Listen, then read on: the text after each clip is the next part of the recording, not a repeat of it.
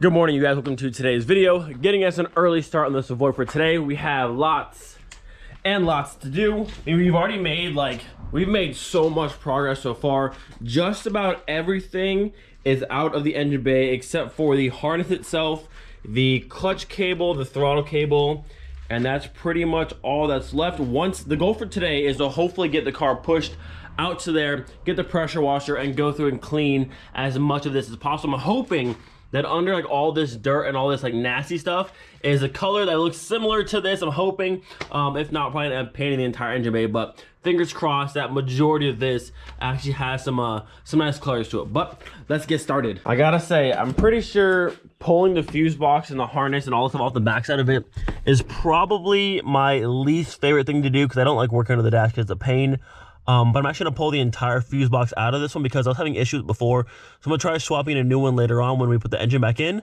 But I'm gonna pull this entire thing out of here and then take my, it sucks. It sucks after trying to push all the wires through the firewall, but we'll get there. Now keep in mind, you do not have to pull your entire fuse box out to do an engine swap if you're going to a Mark III one, because not all of these back here are actually part of the engine harness itself. But like I said, I'm pulling mine out. But one thing I learned, there's a little tab right here. You pull this, and that unlocks all of these tabs we pulled out. When it's in like this, they're all locked in and you can't really pull them out. I mean, you can, but it's a pain. I learned that this does that, and now all of these plugins back here actually pull out much easier. Also, side note, all of the plugins only fit in one spot, so you can't really mess it up unless you force one in there, but it's pretty easy to get everything back together. I know it's a lot of wires and a lot of things and it looks very crazy, but it's not near as bad as you think. Went ahead and pulled the driver's seat out to give myself a lot more room, but now the fuse box here is out and I have a giant mess of wires, but it's not too bad. You can see on the back of the fuse box here, all these little tab pieces down here, that's where those ones only fit into one certain spot, so you can't really mix those ones up. But the ones up here, these ones here, you can actually mix up. So one thing I say, take a lot of pictures of the front and back of your fuse box.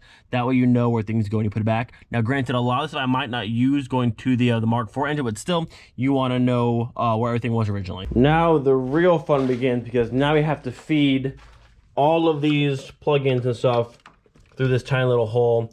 It's actually quite a pain to do by yourself. Last time I did this, Greg helped me, so to do something on my own is gonna be a lot of fun. And I still have to figure out where this actually goes to, because my car didn't have it before, so I'm just going to the passenger side and see where all that plugs into. So originally I thought all this stuff for the ABS ran into, it does run into this side, and the passenger side is a whole little plug over there, but I thought it followed through and went back into this side by the main harness, but it doesn't. It actually goes over and comes underneath here, and it has one that goes to the ground for your battery cable, and then it has one that follows through over here to your positive terminal. So I'm gonna pull this one off of here and this one off the ground, and then that'll be free all the way to there.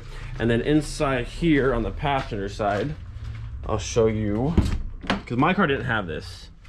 So down here, there's all of this fancy stuff. So I need to get all that unplugged and then push to the firewall, but it shouldn't be too difficult to do. First section of harness is free. I have one more set of wires right there, and this entire section will be out and gone out of the way.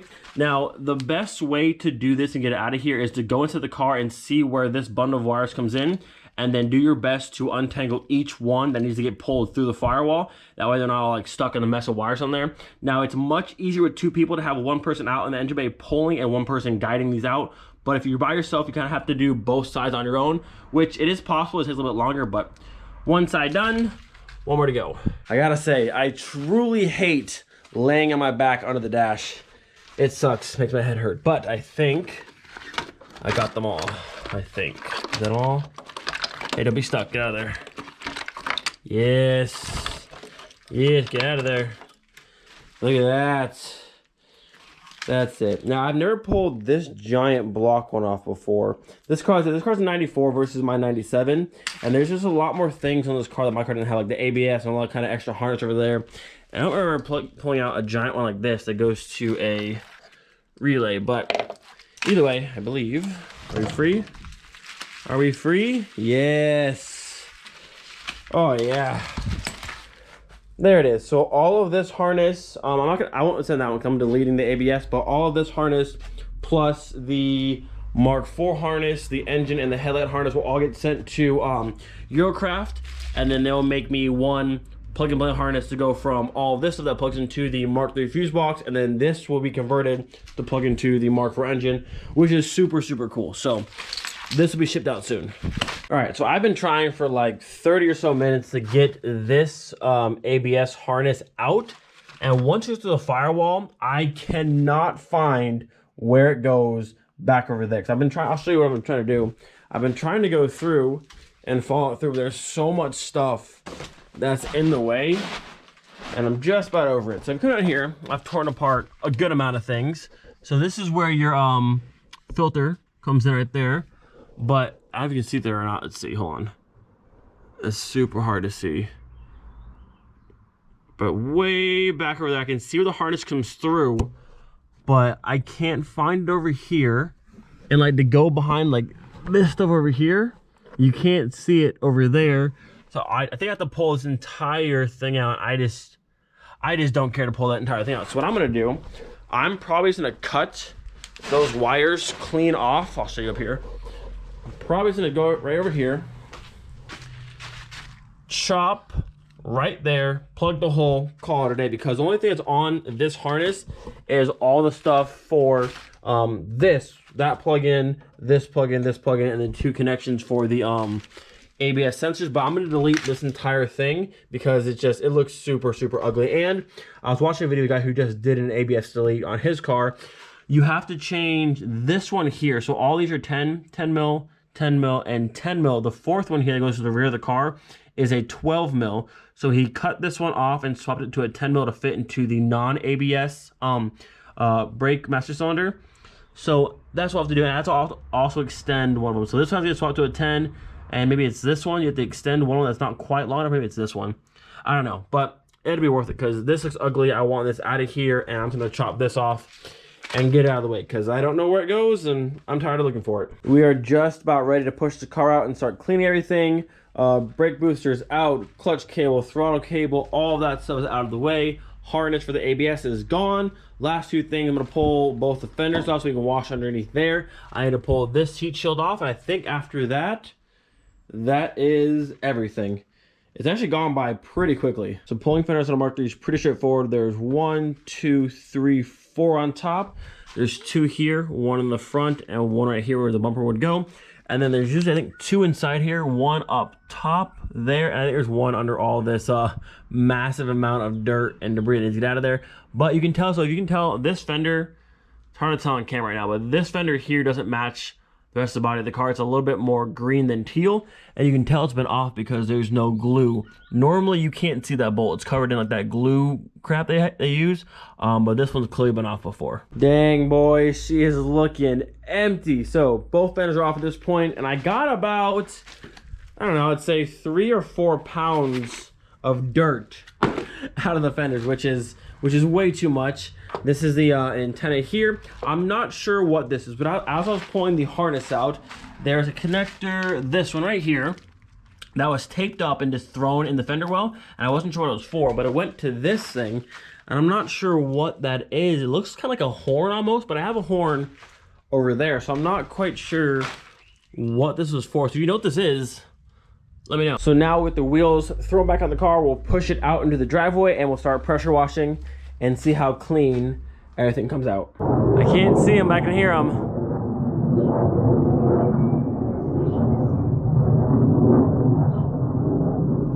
All right, wheels are back on and we're ready to go ahead and push her out of the garage. Looking so good in the light. So I'm gonna go through real fast, tape up the rest of these holes so I don't blast any water into the actual cabin of the car. Pressure washer is ready to go. Everything in here is either taped up or bagged up, but we are officially ready to start spraying. I'm excited to see. I hope under all this dirt, there's a lot of nice color, but we'll see.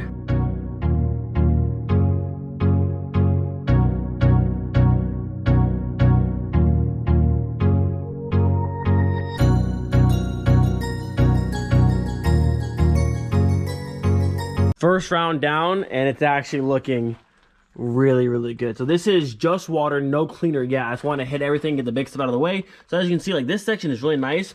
This stuff will come off. It just takes a little bit more like persuasion. So once I get some cleaner on there and maybe kind of scuff a little bit, it'll come off a lot easier. But for the most part, all the rails, all of this actually looks pretty nice. If I can get all of this out of here and like that stuff and the rest of this corner is actually look really good. The only thing that's unfortunate is you can see all this texture stuff here. So on my car, I went through and I scraped all of that off, which took absolutely forever, but it looks super clean now. Now the color's great right now, but I don't know if I like, I don't know, we'll see.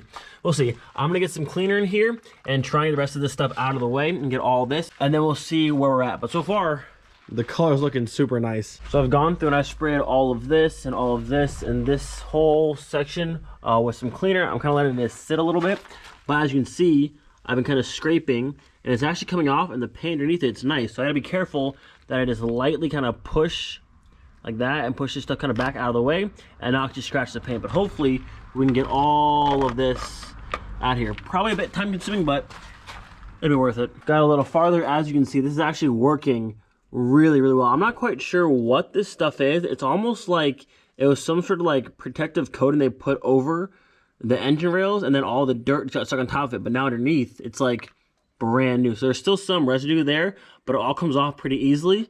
So I'm pretty sure once I do this entire side, I'm gonna have me like a brand new looking rail, which is awesome. There's also that, I found a Volkswagen emblem right there under all that gunk, which is pretty cool. So I have a lot to still do, but it's looking promising.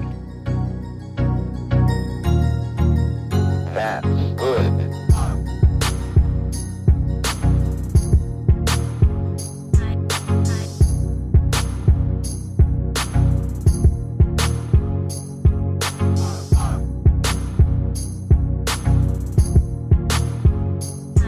Well, it just started raining like completely out of nowhere, but I'm just about at my styling point for today anyways. But look how good this side is coming out. I haven't touched this side at all yet. I'm gonna do it probably tomorrow, but I've spent about an hour or so far just going with my plastic interior pieces here, little by little, scraping all that stuff off, and look how nice this came out.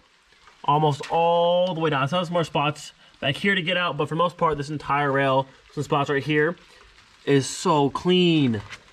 I have a little bit more here to get off, and then obviously this section over here. Look at this. This sticker came completely clean.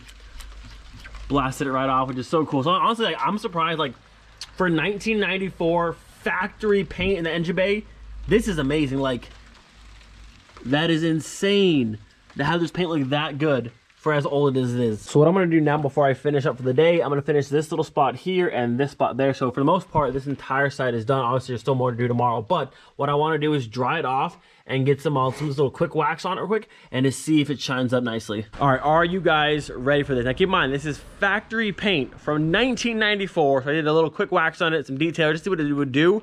And honestly, it looks insane. This is factory paint. And even like inside here, all that sprayed. I did a little test patch down here. You can see all of this is painted. The front side, all painted. I mean, I had a lot of cleaning to do still, obviously, but all of this should come out like this. A lot of work to do, but still, like, factory paint.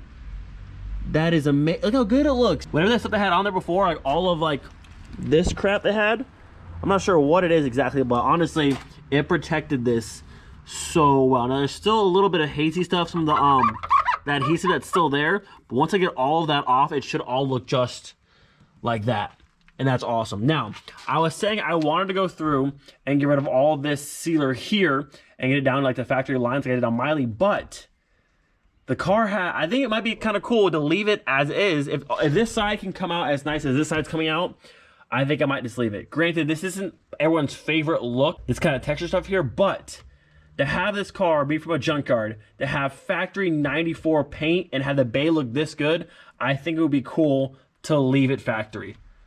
Let me know what you guys think, but I think that'd be pretty cool. The bay is coming along so nicely. Look at the difference between that side and this side. So hopefully tomorrow, once I finish this side and go over to here, we should have both sides looking like that. I cannot believe how well this engine bay was painted.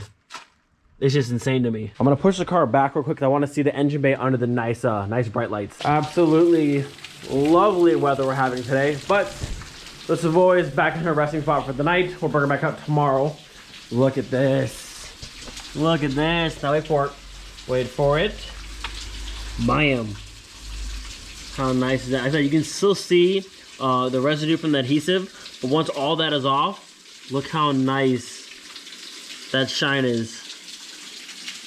I love it. We obviously still have a ton of things to do in the engine bay, but honestly, I am just happy with how nice this factory paint is. Like, I couldn't have asked for better. So hopefully very, very soon we'll have the good old V5 in the Savoy, and then we'll have 2 Mark IIIs that have nice fancy engine bay. Now this is my 97 Jet with a VR6 swap. On this car, the paint in the bay, because this car was black before, the paint in the bay was nowhere near as nice as the Savoy. Like, it had giant spots missing paint and it just didn't look good at all. So on this car, I did all the shaving of all the adhesive, all the little knobs are gone, and all the way around, and it looks really, really good.